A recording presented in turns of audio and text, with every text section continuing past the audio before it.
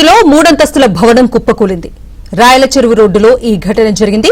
పక్కన కొత్త నిర్మాణం కోసం గుంతలు తవ్వుతుండగా పిల్లర్లు కుంగి భవనం కూలిపోయింది.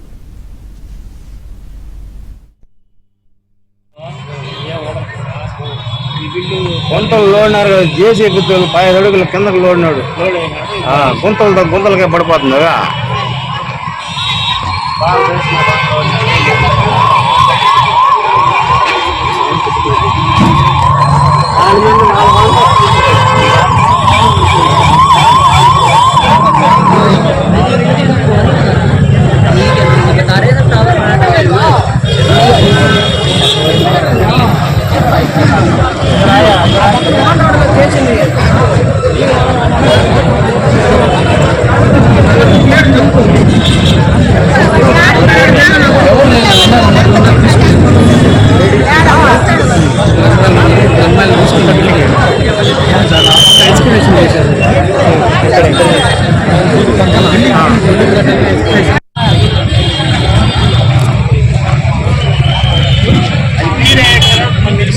బిల్డింగ్ లైట్ ఆడ పొద్దులో కూర్చొని ఉన్నారా పక్కన ఆనుకోంలో ఉన్నారు.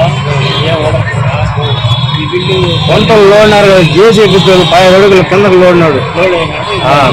గుంతలకే పడిపోతుందిగా.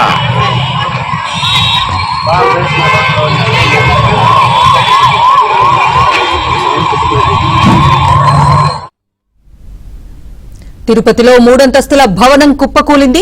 రాయల చెరువు రోడ్డులో ఈ ఘటన జరిగింది. పక్కన కొత్త నిర్మాణం కోసం గుంతలు తవ్వుతుండగా పిల్లర్లు కుంగి భవనం కూలిపోయింది. ఇదే అంశానికి సంబంధించి పూర్తి డీటెయిల్స్ అందించడానికి తిరుపతి నుంచి మా ప్రతినిధి దినేష్ లైవ్ లో జాయిన్ అవుతున్నారు. దినేష్, చెప్పండి, ఈ ప్రమాదానికి సంబంధించి అప్డేట్స్ ఏంటి? కవిత, మనం సంఘటన జరిగిన ఈ సైట్ ముందరే ఉన్నాము. ఇది ఎంఆర్పల్లి పోలీస్ స్టేషన్ దగ్గర నుంచి అవిలాలకు వెళ్లేటువంటి రోడ్లోనే ఉంది. ఈ రోడ్డు మనం చూడొచ్చు ఎంత రద్దీగా ఉందనేటువంటిది. ఈ కుప్పకూలినటువంటి భవనం మనం చూడొచ్చు. 4 అంతస్తుల భవనం ఇది. యాక్చువల్గా చెప్తే ఇప్పుడు దీనికి పక్కన ఒక సైట్ ఉండేది. ఆ సైట్కి సంబంధించినటువంటి దీన్ని వాళ్ళు కన్స్ట్రక్షన్ చేయాలని చెప్పి వాళ్ళు పునాదుల కోసం సుమారు 20 అడుగుల లోతు వరకు కూడా ఆ యొక్క పునాదుల కోసం వాళ్ళు తవ్వేశారు. ఆ తవ్వడంతో ఈ పక్కన ఉన్నటువంటి భవనానికి సంబంధించినటువంటి ఏదైతే పునాదులు ఉంటాయో ఆ పునాదుల కంటే ఇంకా లోతుకి పక్క ఉండేటువంటి సైట్ వాళ్ళు మొత్తం తవ్వేశారు. దాంతో ఒక చివర ఉండేటువంటి పిల్లర్స్, అది ఏదైతే తవ్వినప్పుడు పునాదులు వేస్తారో దానికి సంబంధించినటువంటిది అంతా కూడా గాల్లో ఉండిపోయిన పరిస్థితి.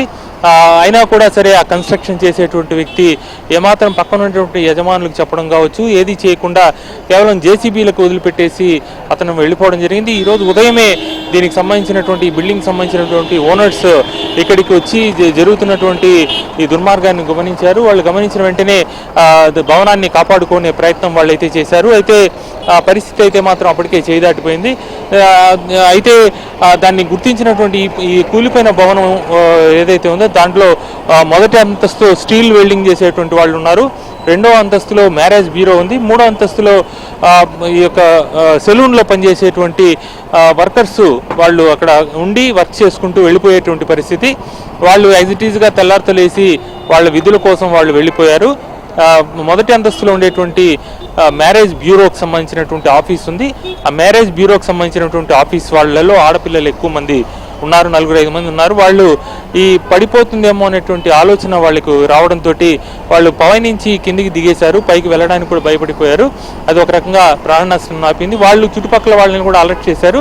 అయితే వాళ్ళు చెప్పేదాన్ని పక్కన ఉండేటువంటి వాళ్ళు కూడా సీరియస్గా తీసుకుని ఉండాల్సింది. అయితే కింద ఉండేటువంటి వాళ్ళు కూడా అదృష్టవశాత్తు ఒక పక్కన గ్రిల్ గేట్ ఫిట్ చేయడానికి వెళ్ళడం జరిగింది. అంటే ప్రత్యక్షంగా బాధితులు మనతో మాట్లాడుతూ చెప్పినటువంటి విషయాలు ఇవి. గ్రిల్ గేట్ అంటే పక్కనే బైరాపట్టణలో ఒక గేట్ ఫిట్ చేయడానికి వెళ్ళారు. దాంతో వాళ్ళు కూడా ఇక్కడ లేకుండా పోవడం వల్ల ఆ మొత్తం పడిపోయిన భవనంలో ఎవరు లేకుండా ఉన్న సమయంలోనే ఆ భవనం కూలిపోవడంతో ప్రాణ నష్టం అయితే లేదు. అయితే బిల్డింగ్ పడిన నేపథ్యంలో మనం చూడొచ్చు, మన విఎన్ఎస్ నాగార్జున చూపిస్తున్నారు. ఆ పక్కన బ్యాటరీ షాప్ పక్కన ఒక మెకానిక్ షాప్ ఉంది. ఆ మెకానిక్ షాప్లో స్కూటర్లు రిపేర్ చేసుకోవడానికి వచ్చినటువంటి స్కూటర్ల పైన ఈ భవనం పడిపోవడంతో స్కూటర్లు రిపేర్ చేసుకోవడానికి వచ్చిన ఈ స్కూటర్లు ఇచ్చిన వాళ్ళకి టోటల్గా ఆ స్కూటర్లు దెబ్బతినిపోయిన పరిస్థితి ఉంది. మొత్తంగా పోలీసులు కావచ్చు వీళ్ళు వచ్చి ఇమీడియట్గా జరిగిన సంఘటన నేపథ్యంలో చర్యలు తీసుకుంటున్నారు. అయితే మున్సిపల్ అధికారులు ఇప్పటి వరకు రాని పరిస్థితి. దీన్ని టోటల్గా జరుగుతున్నటువంటి దీంట్లో సచివాలయ సిబ్బంది కావచ్చు ఎవరో ఒకరు అలర్ట్ అయ్యి ఇది ఇలా జరగకుండా చర్యలు తీసుకుని ఉండాలి. వాళ్ళు కట్టేటువంటి పరిస్థితుల్లో అనుమతులు ఎవరు ఇచ్చారు, ఎలా ఇచ్చారు, ఎంత తవ్వడానికి అనుమతి ఇచ్చేవన్నీ కూడా పూర్తి ఇన్వెస్టిగేట్ చేయాల్సిన అవసరం ఉంది. కవిత.